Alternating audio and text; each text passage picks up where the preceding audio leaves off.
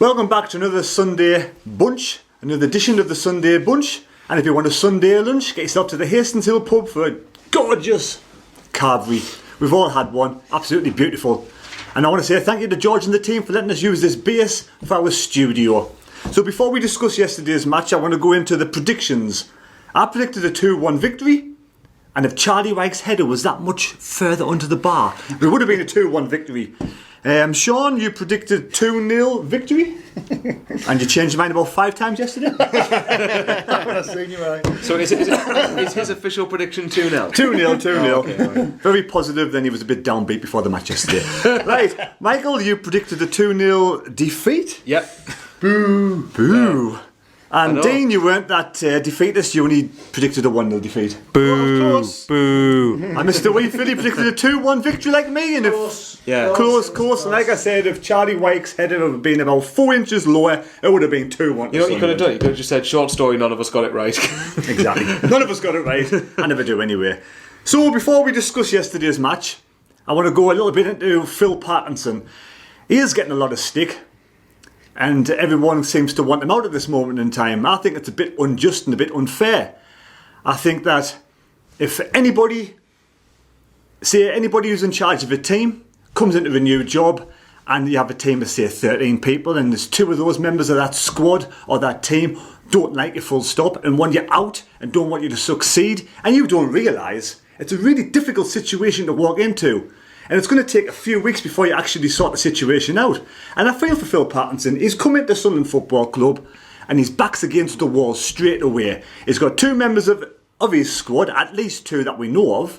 Apparently, these are rumours, unofficial, but something is in it because Aiden McGeady's being put up for sale. And if after the first week, his first week in charge, he had the team up. A lot of the team were up for it. I mean, when a new manager comes in, you want to see a response from the squad, a response from the team, and he got that against Tranmere for most of them. But if the knives are out, and 1 or 2 of his squad members are going to slowly eat away at the rest of the team, the morale's going to go down. The teamwork's going to go down. The people who are actually trying are going to come into work, and they're not going to feel like coming to work. They don't want to come to work because they're being either nitpicked on. There's people there wanting to see Phil Parkinson fail straight away. So bit by bit, the rest of the squad, the morale's going to go down. And we've seen over the last few weeks, the teamwork, the morale, the results have gone against Phil Parkinson. Now, he may well have took McGeady to one side after a few weeks and had a few words with McGeady and said, look, we need to sort this out. You're either with us or you're not. And McGeady, we don't know what's happening. He may have well said, yes, it's okay. But behind Phil Parkinson's back, he may have gone again. These are all rumours, like I say, just hearsay. But this is what I feel that could have gone on. So it's taken a few weeks for Phil Parkinson to sort McGeady out. He may have given him a couple of chances. Everyone deserves a second chance. So he may have had a few chances to sort himself out, and eventually he said, right, enough is enough. McGeady, you're up for sale. You're not in the squad no more. Then we move on to Maguire. Now Maguire looks to me as if Maguire's been the bigger man. He's turned around and said, look, I'm sorry, Phil. I'm going to toe the line. It looks pathetic, really, when you think about it. The way Maguire's gone on, it does look a bit pathetic. His performances have been really bad, and the whole McDonald situation. So I think Maguire's turned around and said, right, he's sorted himself. If I'm not happy at Sunderland, am I going to be like McGeady being put up for sale? Is anybody going to come in for someone who's a troublemaker? So as Maguire said, right, I'm going to start performing on the field. I'm going to start giving 100% for the team, and then hopefully I'll have a better chance of being sold in the window. Or you might just say, look, I've been an arse. Possibly been an arse, and I'm going to pull my finger out. And yesterday I saw a performance from Maguire I haven't seen for a few weeks. He come on the pitch. He was given. I thought he'd give everything, to be honest. Maguire. He did the good corners. He almost had 2 assists. He got 1 assist. He almost got another one with a good corner. So I thought I saw a change from Maguire yesterday, and I saw a different team yesterday. I thought the team came together, and I mean, we had Willis out, we had Lynch out. So Phil Parkinson had a makeshift defence, and I thought the defence, performed quite well, apart from the one absolutely wonder goal from the Blackpool player. I thought McLaughlin didn't really have much to do, so the defence for me played alright, and I saw more of a togetherness. It's going to take weeks and weeks to get this team together, to get the confidence up. Some of the players who have been knocked, maybe possibly the likes of 09 who's been knocked. You know, the confidence is going to come back slowly. And together yesterday I saw a different performance. It wasn't the finished article, but it's going to take time. So I'm going to move on to Michael Bauer. What was your thoughts on yesterday's match? You've just pretty much nicked everything. I was going to say, do you want to end the show now? Sorry, thanks very much for watching. Like, share and subscribe, please. I can't disagree with a lot of what you said there. I think, where do you want me to start on? There was about 10 different points you made. Right, that's just my take on the whole thing. No, that's fair enough. Yeah, I think Phil Pattinson does need a chance for me, and I think January couldn't come round quick enough, and we need a new leader in that team, a new captain. That's what we need to buy, a new leader. Do you know what, to be honest, I think you better start with Dino because he had his hands on his face there. Go on. Come on, Dino. He's giving off more than me. Giving Parkinson a chance playing 5 at the back at home. How are you, man? Come on, let's get real here. We're at home. We're bickering about Jack Ross playing 4-2-3-1 at home, but yet we can play 5 defenders, 2 holding midfielders at home against Blackpool. Fair enough, Blackpool are an alright team, but did we go out there to win that game? I'd say no. I think we've done exactly the same what we've done against Gillingham, play for a draw, and what happened? We got the draw. So Happy for me, days. Why not? For me, Parkinson has to go. Then it's worse than Jack Ross. It's more negative. I'll save Dean from splitting himself into madness here. Don't blame him. I do think yesterday, I said it on my own video, I think yesterday there was a bit more fight in the team, but I will stress that's not the standard we should be accepting. That's the top fight we should be seeing every game. But Dino was right. Like yesterday, he saw Phil Parkinson, and yeah, I'm going to say it, Simon Grayson. Both of them, even when we're down to 10 men, both managed to look happy. Like, do you want a point? Yeah, sure. We'll just take a 1-1. Like, and let's put aside the debate whether we think the squad's not good enough at the minute. We should be expecting to win home games in this league. And although Blackpool, you're right, are a decent side, really, for us, that shouldn't matter. So I do think that we responded well from going 1-0 down. I think it was I don't know what you think. I think it was the clearances and the build up to the goal weren't good enough, but the goal itself was a quality goal. It reminded me of Yaya Toure in the FA Cup final. Good goal, like. But it was like it looked more like a cross shot. It was probably a cross, but it's he's just caught it very nicely. It's because it's going to turn into a debate whether that was a shot. I'd say it was a cross. Yeah. You don't shoot from there. Let's be fair. Yeah. It was a cross, but he's hit it. I think if he really shoots, well, if he shoots, it's probably going to be a hit and hope thing, really. Yeah, I think it was a cross. And I'll give them credit. To be fair, if that was us who scored that, we'd have been saying what a great goal. So definitely. I couldn't fault the defence really much for that one. It was good to see. It was good to see Charlie White get a goal. I think it's something that he needs. But again, if he's going to cement a place in the team, he needs to turn this into a run. Not go on for another scoreless 5-6 games. Yeah, I mean, look, it was improved. I mean, that's what you said on Phil Parkinson. I'm leaning more towards what Dino thinks, just because, like I've said, take the cups out of the argument. So if you look at it, so who's he played in the league? We've had Wickham, Tranmere, Shrewsbury, Southend, Coventry, Burton, Gillingham, Blackpool. We've only won 2 out of 8. No, really, for a club, for Sunderland in League One, which rightly the expectation is promotion, and that was what Stuart Donald did say Phil Parkinson was brought in to do. That's not promotion form. So why? It's not even playoff form, is it? No, not at the minute. No. Let's play devil's advocate, right? Let's just say, go on, why not? Let's just pretend. I mean, the old rumours at the club, what's happened, You're speaking on behalf of the club. But we're not really quite sure what happened at the club. We don't know if McGeady did this, McGuire did this. But let's say, for instance, you come to the team, the SAFC Fan TV team, right? We're all screwed. And you're coming in here, and Billy starts bullying you. Right? If he starts picking on you, making your life really uncomfortable, would you want to come back next week?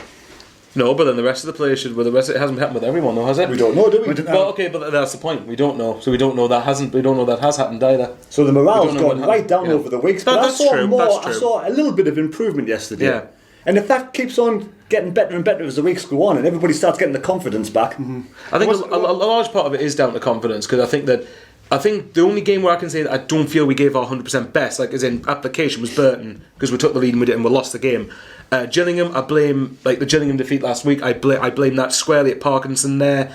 But yeah, I mean, so I do get that. If there are, I mean, we'll get onto this later, I'm sure, but if there are bad apples in the team, if McGeady, this is allegedly, by the way, we don't know if this is definitively true or not, but say it is, for argument's sake, if McGeady is doing that, then go, piss off, get out the door. That has no place. It has no place at all. Like you say, if it is true that he's been bullying some of the younger players, it's not acceptable on any level. He's and if Parkinson's saying that, he's addressed it, and he's done the right thing. Actually, by if it's true that him and Maguire are the bad apples in that squad, you've got to get them out. Yeah. Well, why play Maguire if that's the case? Like I said, it looks to me as if Maguire's come back into the fold. As he put his hand up and said, "Yes, I was in the wrong." You know why? Because he'll go back to a team like Bury, Exactly, and he won't get the same amount of pay. So he's probably thought McGeady might get a move. I don't think he's going to go to Bury. Yeah, well, you know what I mean.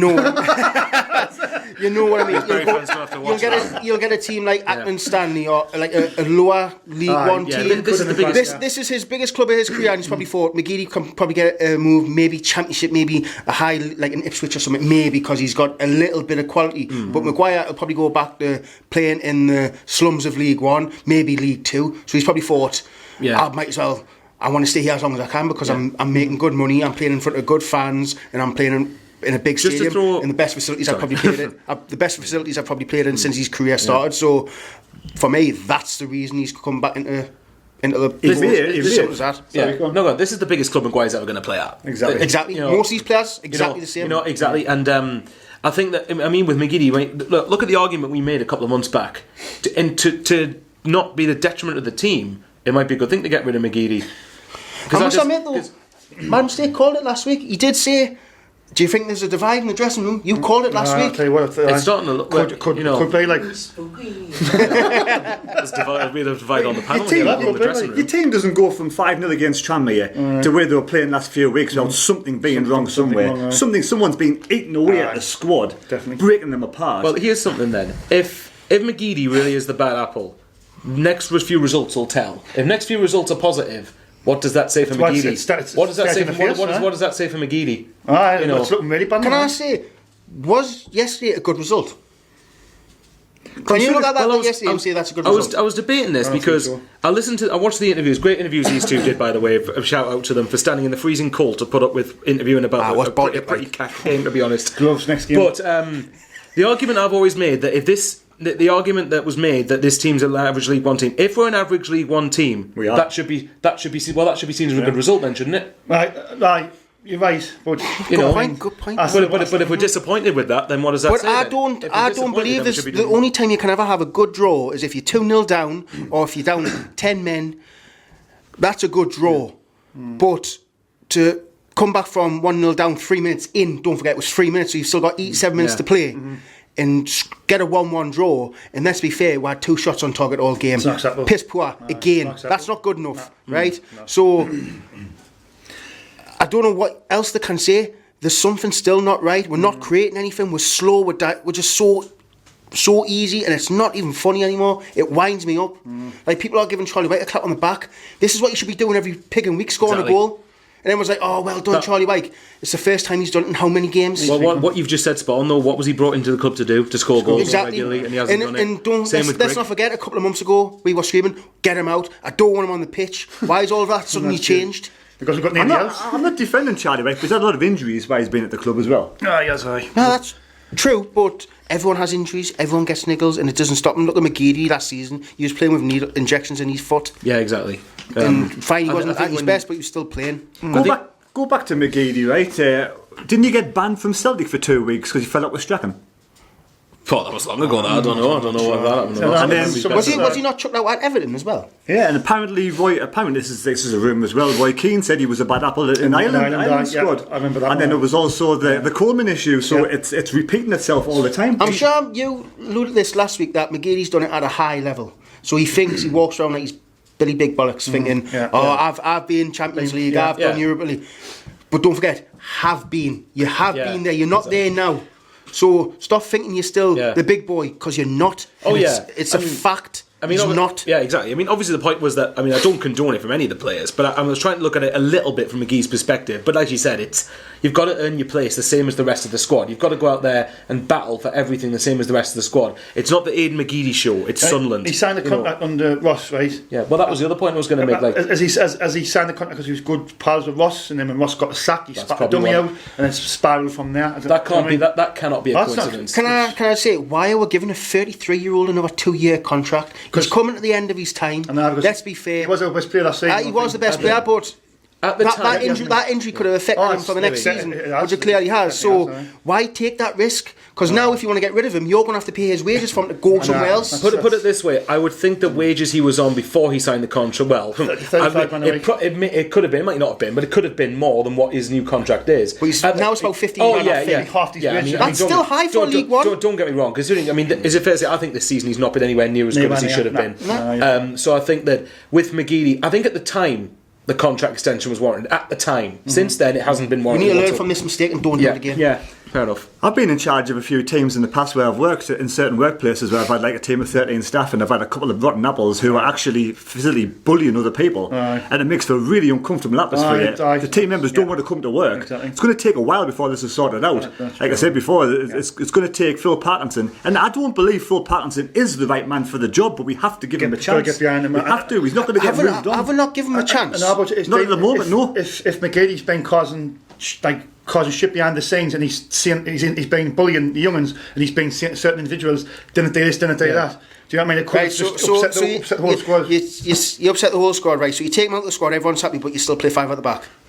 He's got injured players. His two main players, Willis and Lynch, is not even there. So he's got to play a 3. So you play a left back. So you play a left back and centre back. But was it 5 at the back? Because we've had this discussion on the phone. Of course, it's 5 defenders. Of course it is. Was it not 3-4-3? No, it wasn't. Well, your wing backs aren't wingers. They're not midfielders. They're defenders. Well, I believe Denver Hume would make a great left midfielder. I do too. But at the minute, he's playing him left back, wing back. Wing backs are not midfielders. Wing backs are defenders first. Did you see? I never saw De Bock come forward yesterday very much. Because he was left centre back. He was a left centre back. He's playing centre back. When you're in a back 3 in the centre back. Back 3.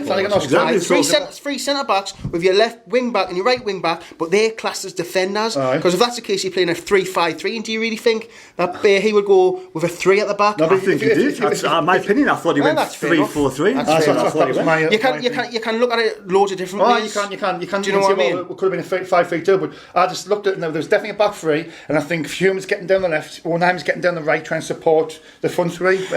On the wings back, did them get forward enough for you? No, they didn't. No. They were stationary as hell. I thought Onheim had a shocking game yesterday. I mean, in fairness, wasn't running. The way I would look at it is that without possession, it was a 5 at the back. With possession, it was a 3 at the back. That's the way I would look at it. It was a 5-4. I thought the defenders, I thought the 3 at the back did okay yesterday. I thought Flanagan had a really good game. I'm really glad to see that. I thought Ozturk was solid. I even thought De Bock knocked that big 21 lad out the game. But in general, I thought they were solid. But the point, I see what point Dean's making. Like, should we really be going that defensive at home? Not really. Not really.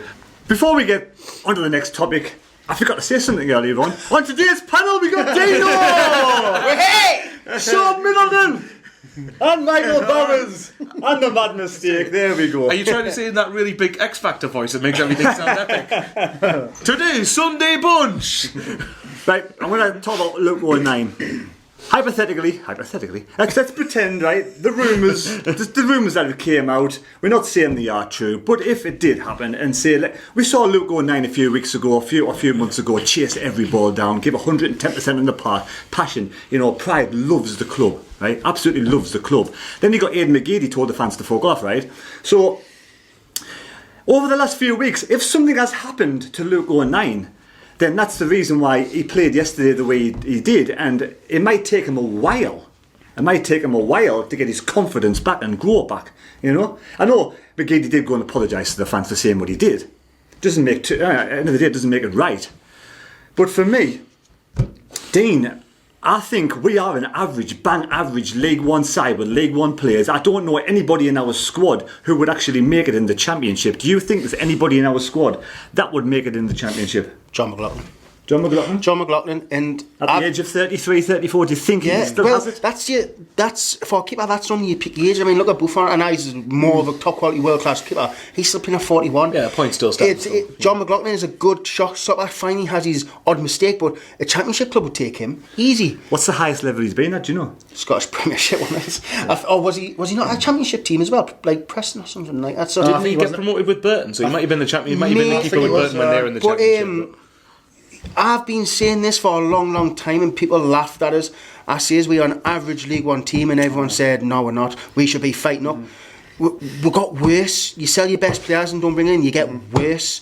Right, so before we move on to Sean, then, if we're a bang average League One side, And Blackpool are really going for promotion this year. Simon Grace has got Blackpool playing fantastic football. They've got a great squad, some fantastic players in there. They're going to be pushing for the top 2 at one point, I think. So do you think against a really good side and we bang average League One football side, a 1-1 draw isn't a bad result? Well, when you're a fan and you want to get promoted, it's a bad result. But if you bring down the expectations, which I still think it's hard for a Sunderland fan to bring it down since we're only in the Premier League 2-3 years ago. So it's still hard for the fans. Really, it is. So is it a good result? For me personally, no, because I think I want to be up there. But if you look at the team and the club where they are now, and we're 1-0 down, and if you look at it rationally, maybe yes, it was a good draw, but I don't believe in good draws unless you're getting absolutely hammered and you're down to 10 men and you're 2-0 down. I think Blackpool didn't turn up. I thought second half Blackpool were really defensive, really appalling. I think we could have took it to them, but we didn't create chances like we never do. Do you think we've raised our game a little bit and we made Blackpool look average? I don't know. You could say that, but you could say no, maybe. But I think it was 2 poor teams on the day, maybe. That's my opinion anyway. Sean, is there any of those players that would make the championship? And do you think we're an average League One side?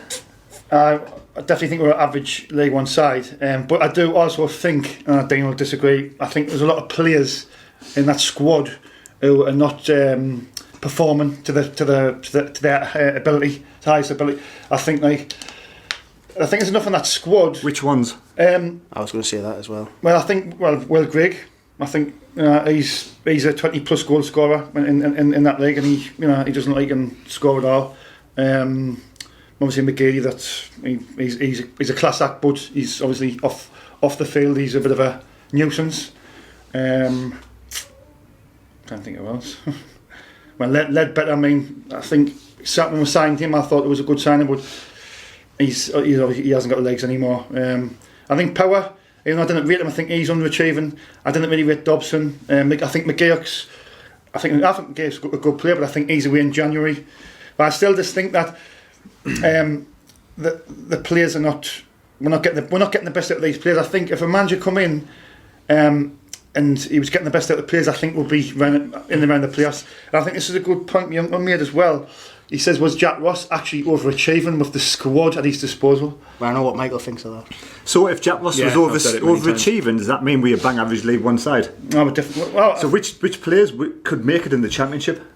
I forgot to add Willis in there as well. I was going to say Job. I think Job Millis will get in the Championship side. I think McGeoch hasn't. I don't know what's happened with him, but I actually rated him, and I know you and Michael. Me and you had a massive argument about work. He's been injured, hasn't he? Apparently. But I just think he's better. He's now best midfielder, and I totally I'll disagree, but I just think he isn't. Obviously, he's away in January. There's something going on there, but I mean, Power and Dobson in the middle. I was looking and going, so like. Dobson, I mean, somebody made a comment yesterday, it was a good point as well. Dobson asks for the ball, screams for the ball, and he's marked by a player. So if you're asking for the ball, screaming for the ball, why don't you move it to space rather than space? If you're screaming for it and there's a player there, the pass is not on anywhere. So therefore is he hiding behind? I didn't really want it, but I'm trying to make the supporters look like I do want it. Do you know what I mean? Michael, any good Championship players in our side? And are we a bang average League One side? And should we expect to win every match with the average League One side? In this side, I think we should be expecting to win more than what we are. I don't think... we've had this debate before. I've said it before. I think that this squad is nowhere near top 2 standard, even though that's embarrassing, because I think Sunderland should have players that are top 2 standard in our squad. I think I agree with Sean. I think there's the likes of Grigg. I'd say Wyke in there, McGeady, Maguire. I think Gooch compared to how he started it last season. I think there are quite a few players in that team who aren't playing the maximum ability. Gooch at least does put the effort in, and I could see when he came on yesterday that he does the typical fancy not pass to any players, but at least he offers something different. There's just...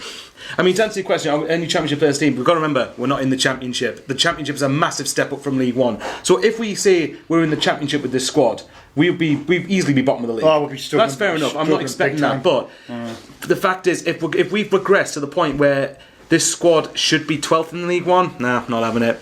Not necessarily top 2, that's fair enough, nowhere near the standard. But I think we should be getting a bit more out of the team than we are. But then, is that then down to Parkinson? Is that then down to what he's doing? Five at the back, yes. I know, exactly. That's the point. So I think a lot of the reason, some things that have contributed to not winning a lot of games recently is that Parkinson's mindset's too defensive. It's too, even you could say, Oh, we're a bang average League One team, but to be honest, so was most of the bloody league.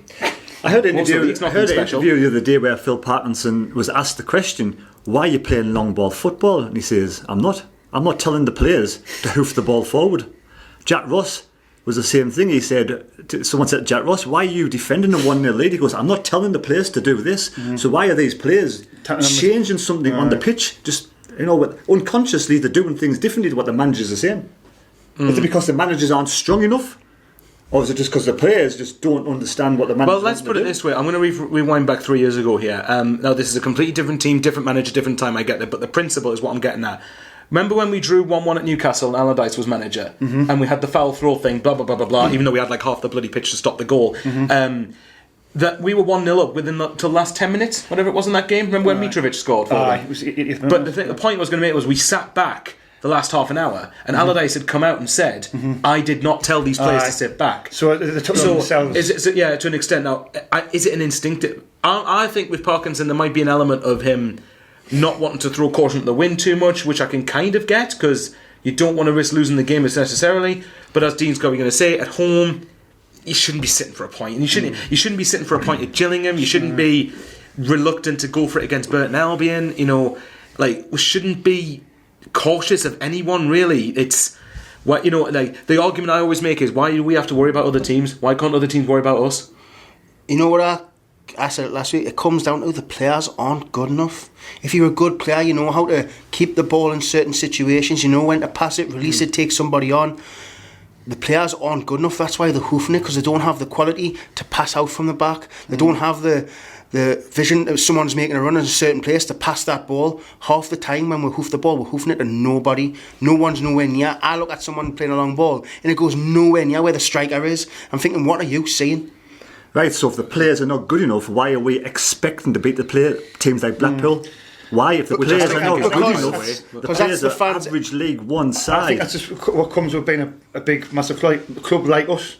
Do you know what I mean? We need to realise that we are in League One now, and that we have, to be honest. But it doesn't mean we should accept mid-table. No, we shouldn't. But I think we're just we've got that mentality still of, we should be beating everybody at home. And that was the mentality you had a couple here's a counter argument. What I'm going to say to this, right? I'm just going to name a bunch of players here. So last season we had John McLaughlin, Luke O'Nien, Tom Flanagan, Oz. I'm just thinking of players that started yesterday. Yeah. Power, Gooch, Watmore.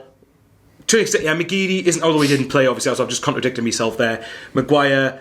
These players last season were good enough. Right. So how have they gone from were good enough to now not good enough? I tell you now, how have they gone from that to that? Why wasn't it a problem last season, but now it is? Because we have no leaders on the pitch, nobody there to take control and sort the players out. There's nobody there. We've got no captains on that pitch at all. But that's not down to the quality, though. That's down to whether players have the mentality to be a leader. Like I've said before, right? And I know that fair enough. I'm not saying that this is. We should be doing it based on this. Like, Willis was Coventry's captain. They were gutted to lose him. Dobson, for all the fact he's got his deficiencies, and he probably isn't good enough, we signed him as Warsaw's captain. So how can those two not be leaders? How can you not be a leader then if you're a captain? Because you've always got to pick a captain. Not every team has a captain. You've just got to pick somebody, like we picked Honeyman.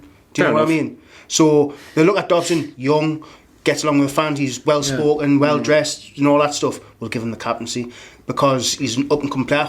And giving someone the captaincy, he might sign a new contract if we go down because we've trusted him with the captaincy. Captains don't make good captains. Cattermole wasn't a captain. Do you mean captains don't make necessarily good leaders? Yeah. You know what I mean? I know. But for me, when Cattermole wasn't captain, he still acted like captain. He's a born leader. And let's be fair. He was in League One, he's a defensive midfielder and he scored 6 goals in the league. He's never done that in his history, I don't think. Forget us. And he's the defensive midfielder, so he technically pushed himself. He made decisions. Like Jack Ross probably says, you sit there, don't move. But yet he scored 6 goals because he made his own choices. He took responsibility, as you like to say. And now you've lost him. You've lost Maja, who scored goals for fun. You lost Oviedo, even though he had Premiership experience, even though I didn't think he didn't warrant the wage he was on because I didn't think his performance was that good. Last season it wasn't, no. You had Reece James, who was solid even though he wasn't the best, but he was solid.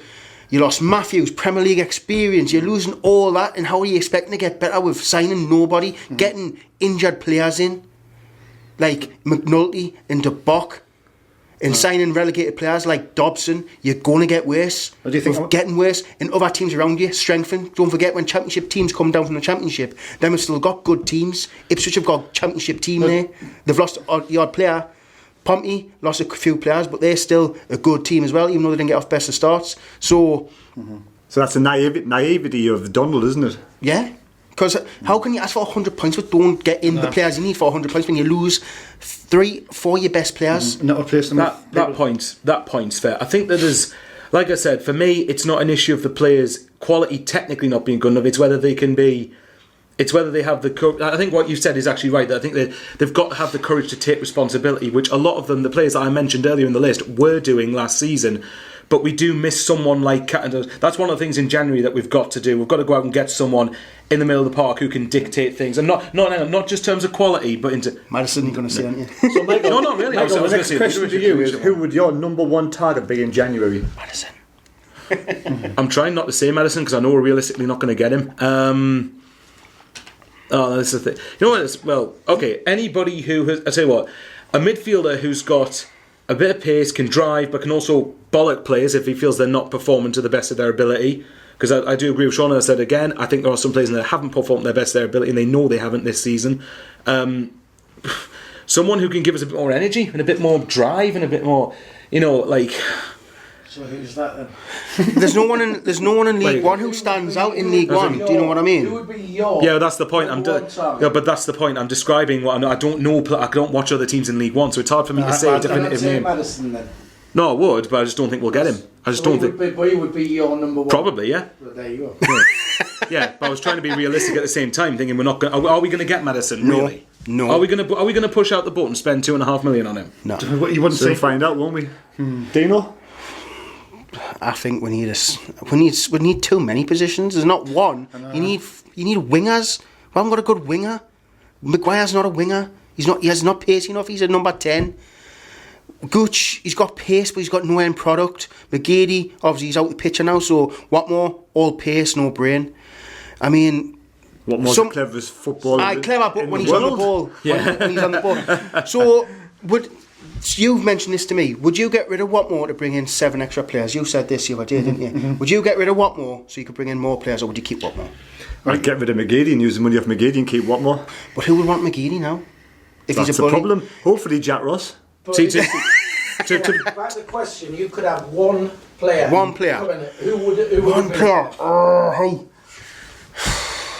Lionel Messi. Just say Messi. No. You know what? There's not many people stand out. You know what? I'm going to say that Pompey winger.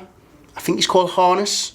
Yes, I know who you're talking about. I'd take him because is he that what he's called? For me, he's pacey, gets past players, and he can score a goal. I think we need a player like him on the wing because I'm only picking him out because I know who he is. And every time he plays, he rips away a new one. I'll say Marcus Madison and that's unlikely, but I said at the start of the season, and I'll say it now. I'm Marcus Madison. I'd say Madison because we need someone in the centre of the park. We need a leader. We want somebody with passion for the club. Yeah, now he's a Sunderland fan. He has a passion for the club, and that's what we need to bring this team together. Now we need someone to gel this side together to get the youngsters, give the youngsters some confidence back. We've lost it all, and that's the sort of player we need. Now whether we spend $3 million, I don't know how much is available. How much money do you think is available in January? Depends how badly the ownership want to get promoted. Whether we think it's realistic or not, the fact is we're in this league to get promoted. The fact is Parkinson was brought, whether we like him or not, Parkinson was brought in to get promoted. If we're not thinking of the ambition to go for the playoffs at least, then what's the point? How much of that 10 million? To answer your question, to be honest, I would expect at least $3-4 million to be spent, but whether that's going to happen or not, I don't know. When I say I expect that, that's what I demand that we should be looking at to spend, because again, if we're really going to be wanting to make a push for it, what are you waiting for? Why show the ambition? Show the ambition too. I was going to say about $5 million. I think we need to spend, at least that really. We need to spend a lot of money, but with our track record, I don't think we'll spend a single penny. I think we'll get rid of McGeady and we'll look for a free transfer. We'll look for someone who's out of work. Getting high enough the wage bill. So do you know how many players do you think would you realistically want to bring into the club? Left back, right back, centre mid, winger, striker. 5 at least. I said 5. 2 midfielders, a striker, a winger, and a right back. Right. Michael? Right back, at least one midfielder, a winger, and to be honest, depending on what happens with White and Grigg, if one of them go, then probably at least one, maybe two strikers. Yep. So if you were Stuart Donald at this moment in time, Whoa. What about you? I'm going to agree with 5. I think the Good on you. He's keeping you on toes now. target's got to be a midfielder, a captain, to replace either Dobson, Powell, or someone in the centre, and then he can bring Luke O'Neill alongside him. You know, that's the engine room, a leader in the engine in the middle of the park for me. I think, you know, then we obviously need a winger. I'd say definitely a decent left back, another right back. So yeah, 4-5. That's for me, 4-5. Right, so Michael, next question for you. Do you think the club is too big for Stuart Donald to handle? And if you were Stuart Donald, would you give Phil Parkinson the money and keep him till the end of the season? Right, to answer that question, if I was Stuart Donald, no, I would go out and get a competent manager. But realistically, Donald's, like I've said before, we're not going to get rid of Parkinson. For Donald, it's starting to look like it's too big for him. It's starting to look like he doesn't know. I don't know what it is. He just doesn't. I think that he could. Don't get me wrong. I agree with him probably coming off Twitter because I think there were fans giving him abuse, contrary to what some fans actually said. There actually were some fans not being particularly pleasant with Donald. I wouldn't call him a coward or a fanny or anything for getting off Twitter. So let's get rid of that narrative, please. For real life, I would like to see him show his face a little bit more. Don't get me wrong. I'm still remembering what Donald and Methven, who's gone, have done for us. But obviously now there comes a point where you've got to start kicking on. You've got to start doing. Honeymoon period's over now, isn't it? Yeah. Actually, it's probably an accurate description. It seems to be. I think that with Donald, he's got to look. Donald's got to look at Parkinson. Just as an example, he's got to look at Parkinson and think, if this club's, he'll know himself. This club, in the grand scheme of things, you wouldn't expect. Really, it's an embarrassment to be in League One. But does that mean then he's going to stick with what he should be thinking as? Do we want to go up enough to have another managerial change? Because, like we said, the 2 wins in 14 games in the goal competition, whatever it is, isn't good enough for a team that wants to get promoted. So, is Donald too pal with Parkinson? Is he too, or is he thinking, he's only been in a couple of months? But again, Watford got rid of Flores, so it's starting to look like it's a bit too big for him. So, but it depends. It depends what ambition he's got in the January window. I understand penny pinching to an extent, because obviously we have hemorrhaged a lot of money on garbage and we haven't seen the best of it. But that doesn't mean that you don't go and spend any money whatsoever. You've got to find a middle ground somewhere. So sorry, my long-winded answer to your question, yeah, it made me look a bit too big for him. Do you know? It's starting to look like, yes, too big for him. I think last season he was praying that we went up, and it looks like he's done a good job. It ended up turning out the club's worst finish in the club's history, and it looks like this season's even going to get even worse. So he's got to look at that. For me, why is this narrative that when you sack a manager you've got to pay him? Why do you have to pay a manager his full contract? When you sack him, you get sacked, you get paid at the end of the month and you go. Why Exactly. Why do you have to get paid up at the end of your contract? Sick of stuff Since like that. when is that a thing? Well, obviously when you sign a turning off your contract, that's what you sign. You sign a turning off your contract. But if you get sacked from work, you get your month's wage and then that's it.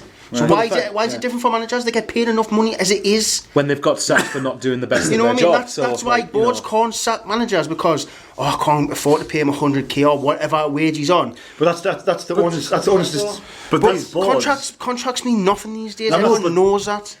That's the honest. Why is it different for a football manager? That's the owner's decision to give him a turning off your contract. If you've got the right man, will we be sitting here now saying these things now? If you've got the right man, I mean, is it looking like he's got the right man? No, of course he hasn't. That's what I'm saying. It's for me, you've got to get rid of him now, because I've seen nothing to show that we're going to improve, that we're going to go forward, attack teams. He's shown nothing of that apart from the Tranmere game and probably Shrewsbury game. Then with his first 3 games in charge, right? Since then, it's been backwards. You look at the fans, the atmosphere is horrible in the stadium. No one sings anymore. It's flat. Everyone's booing players now. And you've got to look at all that and go, this isn't working. You can't be naive to the fact that Parkinson's doing a shit job. Yeah. Picking the wrong teams, picking the wrong formations, tactics and everything. So you've got to get rid. You've got to either get someone who's an attacking manager, get a Stendhal in, or go with Phillips. If you get Phillips in, fans want Phillips. They'll come back. Is the job too big for Donald? Yes, Miles too big at the minute. I think it is as well. I think even though he's a nice lad, I'm still waiting for Stuart Donald to come on the Son of Bunch, because he did say he would. Aye. So go on, Donald. If you're watching, invitations there. Parkinson. Get Parkinson on the Sunday Bunch.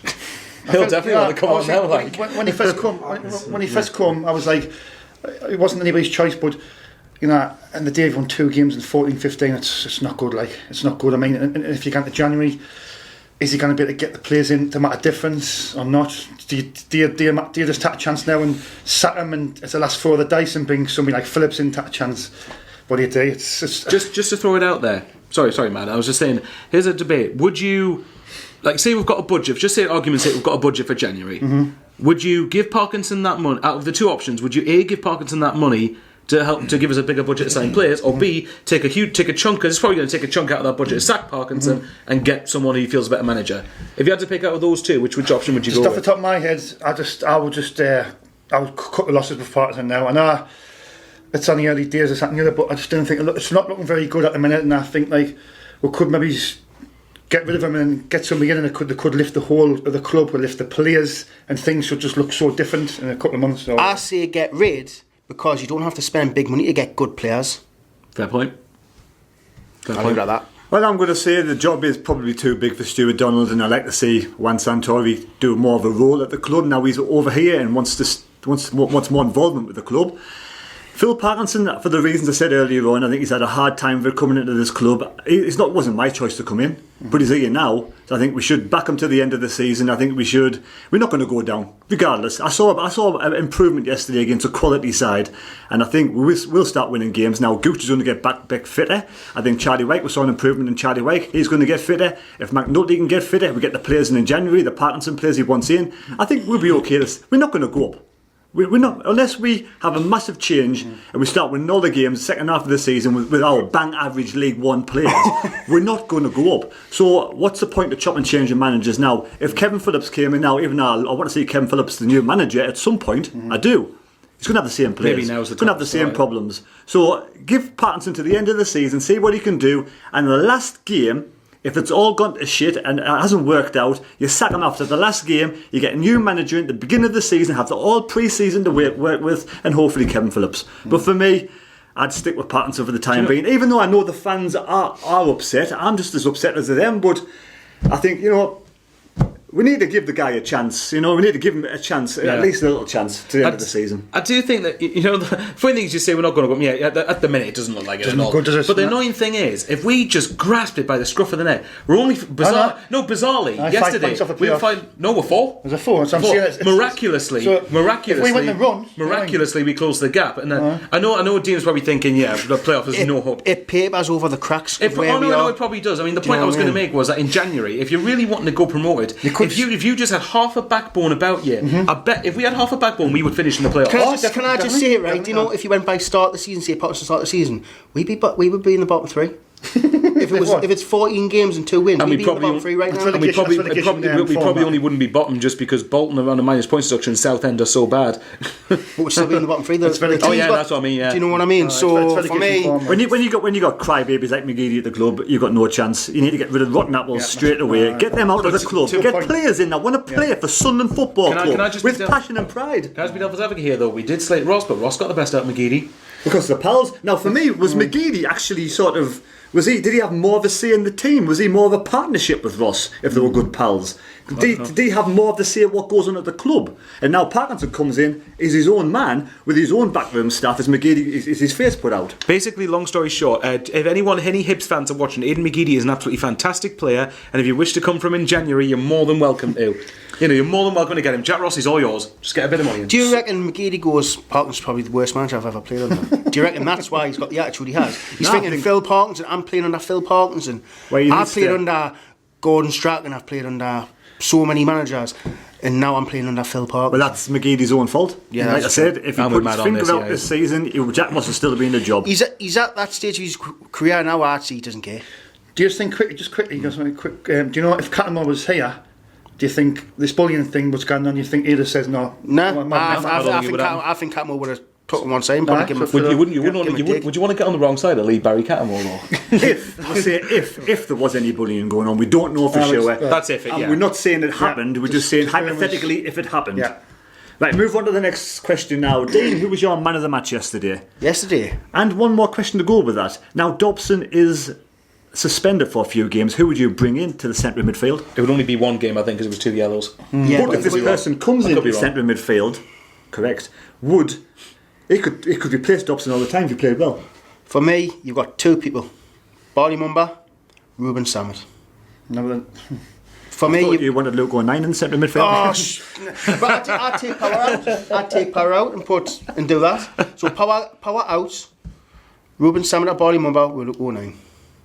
And who was your man of the match yesterday?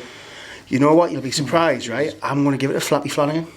I think he had a really good game. Flanagan. I think he had a really good game. I don't think that's a surprise. I think that's a fair shout for man of the match. I would say Flanagan as well. Yeah. I would say Flanagan as well. Flanagan, just for the fact that he skinned a couple of people, which was quite funny to watch. I'm going to give it to Charlie White. And actually, You love giving it to Charlie Wyke. I've noticed you've given it to Charlie Wyke about 2 or 3 times. I saw a couple of. Is there any? Before we go to something else, but Parkinson's tactics. Is there any things you've actually seen different? Any things you've noticed that's changed from Ross to Parkinson, Dean? But more. We don't necessarily mean change for the better, by the way. We like to be more defensive with more defensive players on the pitch. What do you see before? Parkinson is an older version of Jack. He is. It's like it's just got worse. I mean, Ross tried the 5 at the back thing. It didn't work, so he went back to what he knows. And why does Parkinson think he could do any better with the same bunch of players? We haven't got the players for that system. Like that. Do you know what I mean? Yeah. So go back to the 4-2-3-1, even though I hate that formation. What do you think of Charlie White yesterday, quickly? Did he do it? He scored a goal. Wow. Right. In 38 games, he scored 6 goals. Is that good enough? No. He should be doing that week in, week out. Fair enough, he's been injured, but he should be doing that on a weekly basis, making his selling uses. Most of the time, he doesn't do anything. Do you know what you should do? Watch the highlights from used to against Newcastle Fans TV and play used to up front. Right, Sean? Any change from Parkinson to Ross? No, I think Parkinson's he just seems to be of that same style. I didn't see any difference at all. Michael? Shite to more shite. Is that the best? Is that the best way? No style of player. The thing that sums up for me with Parkinson, and I said it last week, and I'm trying not to rant about it too much, but the fact that he went to Gillingham and he basically came out as good as quoted in the post-match interview and said, "I would take a point at Gillingham FC," and he doesn't even get a point. Tells me everything I know about Parkinson. Tells me everything about Parkinson. But we are bang average League One side. Right, so yesterday I noticed. If we're happy with that, then I noticed on the corners, Watmore was in front of the goalkeeper, putting the goalkeeper off, and that drew a couple of defenders away. Now that gave a chance for Charlie Wyke to get the chance to score a couple of goals. He scored one really. That finish was fantastic finish for me. He got round the defender and he put the ball in the back of the net. Maguire knew where that ball was going to go, and then in the second half they did exactly the same thing. Somebody was shouting at the goalkeeper, "Get off Watmore!" But Watmore was there in front of the goalkeeper, put the goalkeeper off. 2 defenders came back, or 1 defender came back, and Charlie Wyke got a free header, almost a free header, and almost scored a brace. So if Charlie Wyke gets more assists like that, more balls coming up like that, he can score more goals. What do you think, Dean? He's not convinced, like I can tell. I'm not convinced because how many chances he had like that? For me, he stuck his foot out, it luckily hit his foot and it went in. It wouldn't surprise me. Right? That was a great finish, man. Great finish. He didn't even know it went in, man. He didn't even know that he went. Have I scored? I'm going to go in the middle here. I do think the finish was a great finish yesterday, but I do agree with Dino that way. Let's take yesterday out of it for a second. When Charlie Wyke has played, he's tall. He's supposed to be a big bastard. He doesn't win a header. He can't challenge, he's too slow, he doesn't get around the pitch as much as he should do. His finishing is absolutely atrocious. That's what he's brought in to do. I'm not going to praise the lad who's scored 1 goal in so many games.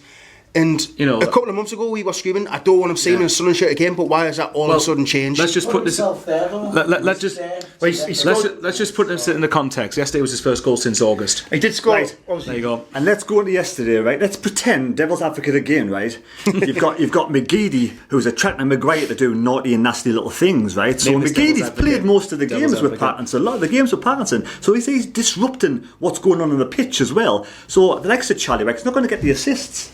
Because him and Maguire and McGeady could have been upsetting the apple cart on the pitch as well as in the dressing room. That's why the performance has been that bad. But yesterday, because McGeady wasn't there, Maguire came back to his old self and put some really good crosses in. And finally, Charlie Wyke got some ammunition to put the ball in the back of the net. If we stick with that team in games to come and we win a few games, then yeah, that's a fair thing to say. Come back to us when he scores in the next couple of games. I'm not saying he's the right man for the. But that's all we have at this moment in time. I think we need to give someone else a go. I think Greg Mike's had the chance. For me, why is Benji not playing? Why is he not? We never know, do we? I know. Dana, you're going about Benji, but and I scored the other week, the equaliser against Coventry, but I still just don't think he's ready. You think he's too? I think he's best. If you're not going to be ready in League One, when are you going to be ready? Well, this is the worst contract. Why should that matter? Why would he sign a contract if he's not playing? I wouldn't sign a contract if you're not going to play us. That's why Maggio went though, because. What does that mean? Does he want to play for Sunderland? Has he gone to the? We don't know. Let's pretend he doesn't even want to sign a contract because he wants to be away. We don't know this, do we? So then why didn't he go in the summer? Does anybody want him? So what is he then in a position to dictate whether he signs a contract? The thing is, you forget, he doesn't. It's the agents. The agents are the bastards of the game. That's the Do big you know what I mean? problem. He's a young lad. If them say, I can get you a couple more grand more playing here, it switches him. That's what happened with Maggio. If agents didn't exist, I believe Maggio would still be at the club. Exactly. Yeah. So let's not blame Benji. Let's blame the fucking agents. I know what you said. I'm starting that. I still think that. I just don't like the way. Like, I have my personal preference on the way a striker should be playing. I don't like the whole holding up the ball thing because half the time it doesn't work. I like players running behind defenders because people hate pace and getting behind people. People hate chasing people. Charlie White doesn't do that. That's why I don't like Charlie White, because I don't like the way he plays. He hasn't got the pace, has he? I'll say, Sean, what's your ideal striker then? Who or what kind? I mean, what kind of striker is your ideal striker? What makes a good striker? Obviously, apart from scoring goals, I mean, like in general play, what makes them a good striker? Well, obviously, good finishing and just obviously just running into the channels. And let's be fair, Charlie White's not a good finisher. Let's go for a quick question: yes or no? Do you think we give Simon Grayson enough time? Simon Grayson? Yeah. Blackpool's manager. Look at what he's doing at Blackpool. I'd say he's found his level, so I'd say yes, it was time for him to go. Yeah, I'd say he's found his right level. I think he's found his right level. I just think Grayson coming in at a bad time, and I think no matter who come in then, wouldn't have been able to do a good job. Good point. So I felt sorry for Grayson. Yeah, good point. Michael? That squad shouldn't have been in the bottom three that Grayson had. I knew you'd say that. So shouldn't have been below Bolton. It shouldn't have been below half the teams it was below. We supposedly had this attitude that Grayson's a good manager defensively, conceded way too many goals. He still hasn't won at the Stadium of Light, which I do find quite funny and sad in equal measure. Yeah, I think it was the right time to get rid of him. I agree with Dino. I think League One's his level. I think the Championship he probably will struggle. Right, predictions for the Sunderland versus Bolton match on Boxing Day. Are we going to smash Bolton? No, but we'll beat them. I think we'll go 2-1 Sunderland, and it's only because Bolton are probably morale quite low. That's the only reason I'm going for a victory. Dino? He's like, do I dare to be optimistic here? I'm not going to be optimistic because I remember the last time we said we're going to absolutely smash Bolton and them nearly smashed. I wouldn't be shocked if we didn't win. So for me, I'm going to go. I'm not going to say we're going to get beat, but we're not going to win either. So I'm going to say a 1-1 draw. The Jack Ross special continues. Yep. 3-1 to Sunderland. You don't believe it? I can see when you say you do not believe that. I think when I put a performance in. You have to respect Bolton for what they've come through. It's been absolutely fantastic. Got great fans, great club, and I'm pleased they're still in existence. So Bolton after Boxing Day, good luck. Yeah, I think we're going to beat Bolton. I'm going to say 3-1. I'm going to say we're going to turn the corner after Christmas, after the turkey's gone down well. hopefully our football team won't be eating too much turkey on Christmas Day. Get yourself right. So I'm going for 3-1 home win against Bolton. And what's Mr. Weefily saying? 3-1 Sunderland. 3-1 to Sunderland. Up by Easter. I never said up by Easter. Right. This is what happened. You went forward in time a year when we're top 4 in League 2, and then he said up by Easter in League 2, and he's coming back and telling you. That's where we've got that from. Time travel story. Right, because unfortunately we were supposed to be playing Bury next week. There's going to be no Sunday bunch next week, and I want to wish you all a happy Christmas and hope you have a great Merry time. Christmas, everyone. Merry Christmas. Sunday bunch might be returning after the game against who's it? Bolton. Possibly on the Monday. And then possibly after the other match, which I lost control of which match is on now. Doncaster, right? So it could possibly be on the Monday and the Friday, or the Friday and Monday. I've had too much to drink yesterday, I'm sorry. So basically you got Thursday, Sunday, Wednesday, Saturday. There you go. There's 4 games in 11 It will days. return at some point. But like I say, I want to say thank you to everybody for watching this video. Please subscribe to the channel. Thank you for Dino for the fantastic comments. Thank you to Sean, and thank you to Michael. 3 absolutely brilliant Wait there, can I say something quickly? panellists. Can people follow Sean on Instagram? He's just signed up. We got him on Instagram. I've finally transferred him to Instagram. Put a link. And we'll put the link in the description. Follow Subscribe to us. Subscribe to us all on social media. Follow And me subscribe if you to me want on as well, I'm YouTube. not bothered. And again, happy Christmas, everybody. Merry Christmas, everybody. Merry Christmas. Merry Christmas.